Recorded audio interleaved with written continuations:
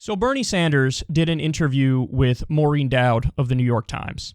And, the whole idea of the interview was he wants to push this new reconciliation bill, which some people are calling the human infrastructure bill. There's a bipartisan one that they're doing or attempting to do, and then that's supposed to go hand in hand with a partisan reconciliation bill at the same time. Bernie originally wanted it to be $6 trillion. Manchin and Sinema are like, no, maybe 1 or 2 at most. And so now it looks like they're settling on 3.5.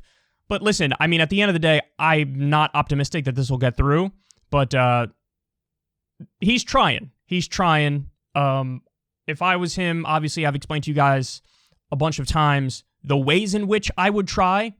I don't think this backroom stuff is something that works for the left. I think the left needs to leverage what they have, which is the power of the people, and get the people more involved and do like a bottom-up strategy in a way, as opposed to playing the Machiavellian backroom games. But having said that, in this interview, most of the interview, he's pushing, the policies he wants in this reconciliation bill. It's, of course, an honorable thing for Bernie to do. There are a few moments that, popped out to me in this interview that I want to share with you. One of them involves the police. So Bernie may have surprised some of us here. This is from the article. Still, Sanders is not in lockstep with the most progressive members of his party on everything. He says, for example, that he prefers fundamental reform to defunding the police. A cop's life is a difficult life, he says, sounding like the mayor he once was. Schedules are terrible. Salaries, in many cases, are inadequate. It's a dangerous job. It's a job with a lot of pressure. We need to significantly improve training for the police. In certain communities, what is going on is absolutely unacceptable. It must be changed, period. We cannot have racism in policing. If you go to black communities or Latino communities, they want this protection.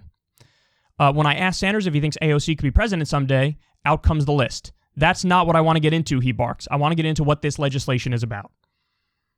So, I mean, listen, just the fact that this came up, I think Maureen Dowd was sort of, fishing for some drama and some quotable things that can become big stories on their own. I mean, mission accomplished, because this did blow up. But some people are surprised by Bernie saying this. I'm really not. I'm not surprised by Bernie saying this because he hinted at this or said something similar not too long ago that I believe we may have covered on the show. Listen, I agree with him. Polls show that only 18% of Americans want to defund the police.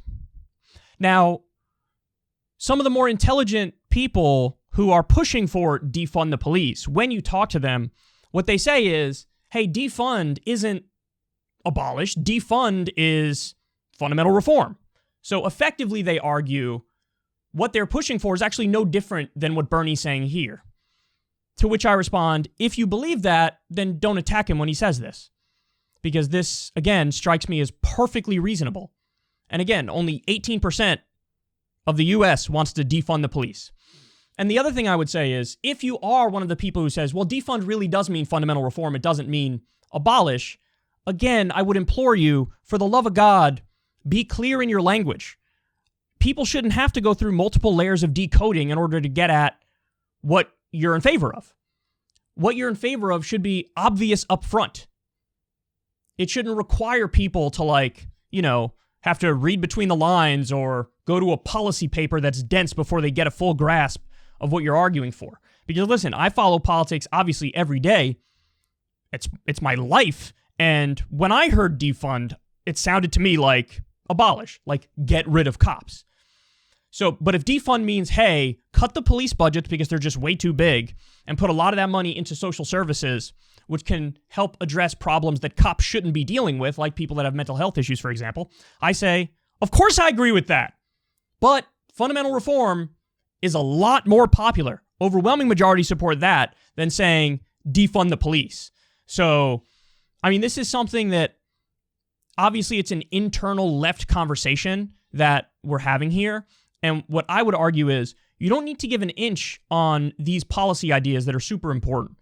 But in terms of messaging, you should be willing to say and do whatever is necessary to get the numbers to win so you actually can implement the agenda. And if you're not willing to give an inch on unpopular messaging, then you're your own worst enemy. You know what I mean? You are your own problem. And It's a big problem on the left where some people want to hang on to the edgy outsider aesthetic and stay an insular niche subculture instead of becoming the majority culture. And the whole idea in politics should be, if you want to win and get your agenda implemented, you need to appeal and bring people into the tent, not kick more people out of the tent. And that's how you become the majority culture. And if everybody's already with us on the policies and you frame it in a way where they want to be with us even more instead of being turned off by us, then the overwhelming numbers obviously help in these political battles. It's not the end-all be-all because our system is deeply corrupt and the politicians represent the donors, not the people. So we still have that hurdle to overcome, which is a problem all on its own. But of course you want more people with you in the battle. Of course you do. Duh. So I will 100% defend Bernie on this stuff. I mean, I've been very critical of Bernie on a number of fronts. I do think that in many ways he just doesn't have that kind of real fight in him anymore. I think he's committed to this sort of inside-outside game where he sounds like an outsider, but then when he gets in a room with a lot of these Democratic leaders, he's willing to talk with them and probably negotiate away way too much. So I do have big criticisms of Bernie, but this is not one where I'm criticizing him. I think he's perfectly reasonable about this, and I think the left would be better served if they adopted his framing on this. Now, again, I want to reiterate this point because I feel like this is the most important point that will be overlooked if people take what I'm saying out of context. I'm not saying you have to give in on policy at all. In fact, hold on. Let me pull up Campaign Zero for everybody. I've talked about this a number of times on the show. This was like the original Black Lives Matter movement and the things that they were calling for. I don't want anybody to give an inch on any of these ideas because I think all of these are important and necessary and correct and intelligent. So what should the left be fighting for? End broken windows policing, community oversight boards, limiting the use of force, independently investigate and prosecute cops who commit crimes, community representation, body cams and filming the police, redo the training and put an emphasis on de-escalation, end for-profit policing, demilitarize the police, and have fair police union contracts. Obviously, and I would add to that, of course, end the war on drugs, end the war on drugs, end the war on drugs, legalize, tax, and regulate drugs, and free every single nonviolent drug offender in the country. So those are the substantive policy ideas that I'm in favor of. I'm not going to give an inch on any of those. I will fight for those tooth and nail. So what I'm asking of you is not to give up on this, which is the meat of the conversation. What I'm asking is to give up on the edgy outsider aesthetic and arguments of defund the police, which, again, is only supported by 18% of the American people and makes people understandably think, oh, you want to like abolish police and have no police? I'm against that. That seems pretty radical. So I think Bernie's right. I think he's obviously right. And yes, there needs to be some pushing back on that narrative. And my final point is, I've said this before, but I'm only soft on crime when I don't think the crimes should be crimes. So all of like the victimless crimes and the non-violent drug offenses, I look at that and I'm like, these things shouldn't even be crimes. But I'm actually tough on crime when it comes to things that I think should be crimes. So like murder, for example, or violent assault, or grand larceny or robbery. By the way, you know, in another area where I am incredibly tough on crime, financial crimes, because those actually do more harm in the real world than like petty property crime. You know what I mean? So like, look at what Goldman Sachs did where they had fraud as their business model. How many lives did they ruin with that? How many lives did they ruin with that? You know, corruption, political corruption. I would treat that like it's similar to murder. That's what I would do. And it wouldn't be as rigid and stringent.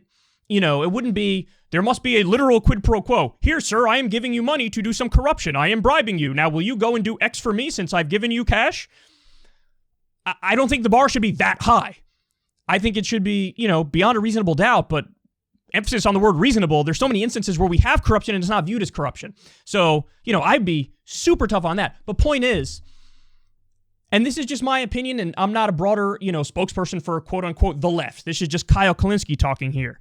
But I am soft on crime that I don't think should be crime. And I think we should legalize, tax, and regulate drugs, free all the nonviolent drug offenders, stop with this nonsense where there's like victimless crimes, where we over-police communities of color and poor communities. That's where I'm soft on crime, and I'm in favor of, rehabilitation and things of that nature. But when it comes to crimes that should be crimes, I'm tough on crime.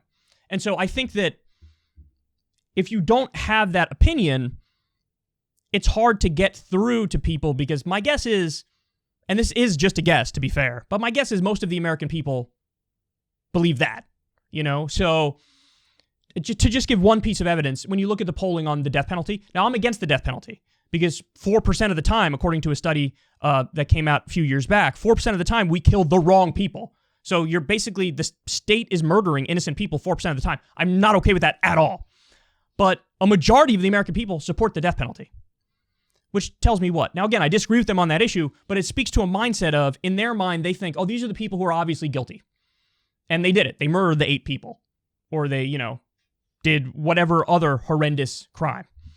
So I think that speaks to, in the U.S., right or wrong, people have this no-nonsense attitude towards serious crime. But when it comes to things that shouldn't be crimes, that's where everybody's a lot softer. And so that's my opinion on it. I don't know if Bernie Sanders agrees with me on that. I think he probably is a little more to the left of me on that, in that maybe even some serious crimes, he would lean more heavily into rehabilitation than he would into, punishment or tough justice or whatever. But, this is where I think a lot of people on the left are. But again, I'm just speaking for myself here. But if you do believe this, yeah, it makes sense to talk about it and speak up, because this is a contingent of the left that's not really in the public discourse all that much, And again, if you're somebody who supported the slogan of defund the police, but you actually agree with what I laid out here, I would just urge you to don't move an inch on your policy positions, because you're right on those, but yes, change the slogans, because we want to build the movement, not reduce the movement. So anyway, there you have it. This is an area where Bernie's getting criticism, and I don't think it's legitimate criticism.